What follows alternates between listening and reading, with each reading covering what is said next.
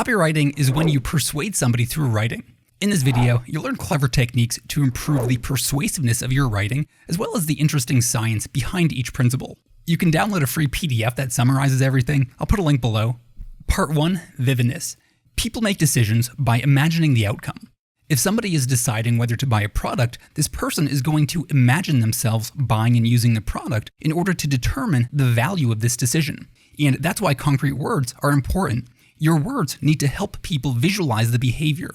If they can't imagine using this product, then they can't imagine the value that they would receive from this product. So here are some techniques to improve the vividness of your writing.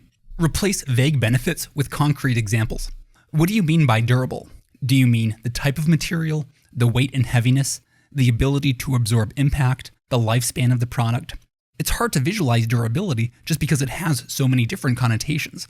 So look for any vague words and replace them with concrete examples that are easy to imagine. Or follow this technique in your own life. Don't write study in your calendar. This behavior is so vague that it's hard to imagine. Write a concrete task so that it's easier to imagine and it'll feel more motivating. Tailor your words to the scenario. If a customer is trying on a shirt in a clothing store, a salesperson could say, "That looks great." But this framing is vague. Instead, they could say, "That top looks great," "That shirt looks great," "That green t-shirt looks great." It seems arbitrary, but the more vivid your language, the more persuasive your words become because they translate into a stronger mental image. Or consider a conversation with customer support. They might say, "I can't add a new product to your order, but you can cancel the current item and then add a new item." But instead of describing these general capabilities, this person should customize the language. "I can't add those jeans to your order, but you can cancel the shoes and then add the jeans." Immerse readers into the hypothetical behavior. Consider this sentence. If you win the lottery, what would you do? Even though this if portion is hypothetical, you're now more likely to believe that you would win the lottery merely because you imagine this event. So if you want your writing to influence behavior, ask readers to imagine themselves performing the intended behavior. If you work with our team, if you create an account, if you watch this course, if you do the desired behavior. Depict information with positive frames. Negative frames depict the absence of events. Our product doesn't leak, has no BPA, won't scratch your car. But these statements are still depicting the unpleasant event, which can often raise more suspicion. Instead of saying that your product won't scratch their car, which forces them to visualize your product scratching their car, describe your product as soft and gentle on their car. Or transform this language into a unique word. Leak-proof, BPA-free, scratch-free. The phrase "doesn't leak" requires an image of leaking, but leak-proof translates into an image of durable material. Symbolize the message in written traits. Your writing has meaning beyond the words themselves. For example, prices seem more expensive in a larger font size. Your brain confuses this large size for a numerical size. And same with copywriting. I found this sentence from a coffee brewer. It describes the process as quick and simple, but the sentence itself is very long. If you want something to seem quick and simple, then you need a sentence that itself is quick and simple. This bold portion is now much shorter, so it communicates the message more effectively. Do you want to communicate a variety of unique features? Then insert a variety of unique words. Do you want to communicate consistent quality? Then repeat the same phrase a few times. Do you want to communicate a fun experience? Then insert words that are fun to say. So those are techniques to improve the vividness of your writing. Part 2, continuity.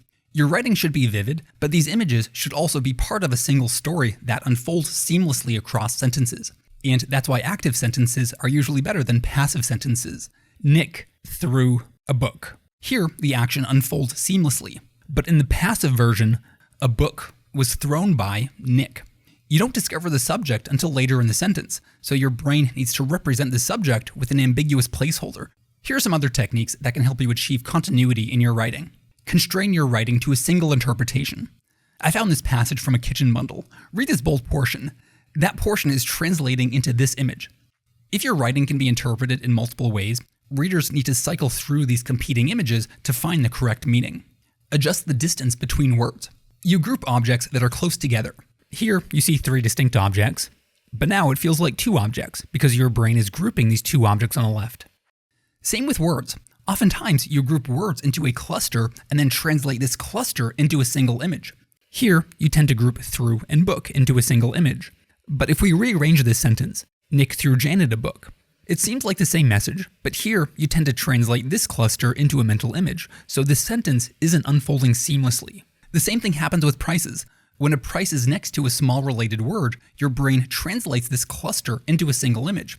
The price will seem cheaper because you're merging it with the concept of small. Always consider the distance between words.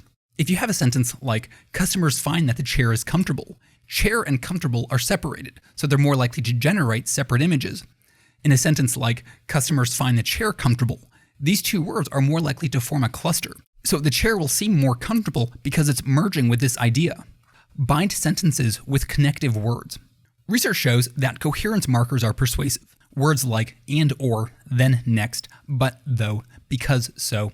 Just like a single chain link can merge two separate strings into a single piece, these connective words, when inserted into a sentence, can merge separate images into a single coherent narrative. In one study, people were more persuaded by advertising copy when it contained these connective words. So those were techniques to improve the continuity of your writing. Part 3, phonetics. Whenever you read, you hear a voice inside your head speaking these words. It's called inner speech. Generally, this voice is your own speaking voice, but it depends on the context. In one study, people read a passage. If they believed the author was somebody who spoke slowly, it took them longer to read the passage because they were speaking these words in the author's voice, so they were mimicking that slow pace. Here are some copywriting techniques that can help you apply this inner speech. Alternate the phonetic flow of words. People read by speaking words inside their head. If your writing is hard to say, it'll be hard to read. Therefore, you should avoid words with similar beginnings. Sling style seating, and space saving storage. We could delete style, but the result, sling seating, now repeats the same ending.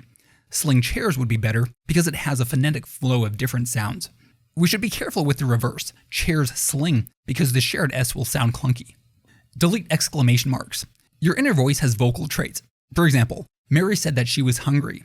When you read that sentence, your inner voice is speaking these words with your own voice. But in the sentence, Mary said, I'm hungry, this version activates your auditory cortex because you simulate the words in the voice of Mary and all of her vocal traits.